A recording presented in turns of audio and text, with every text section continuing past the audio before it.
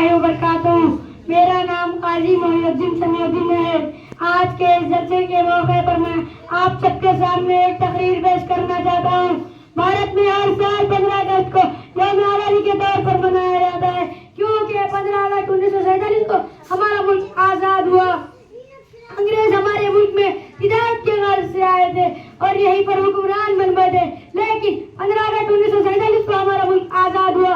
اس آزادی میں ہمارے ملک کے رہنماؤں کا بہت بڑا کردار ہے، جیسے مہاتما گاندھی، مولانا ابوالکلام آزاد، بھگت سنگھ، پنڈت جواہر لال نہرو اور اسی طرح بہت سے عظیم شخصیتوں کا اس میں بہت بڑا کردار ہے. بہت سی عظیم شخصیتوں نے ہمارے ملک کے لیے اپنی جانوں کو قربان کر دیا. 90,000 علماؤں کو پھانسی کے پھندے پر لٹکا دیا گیا اور انہوں نے اپنی ہنستے ہنستے جان قربان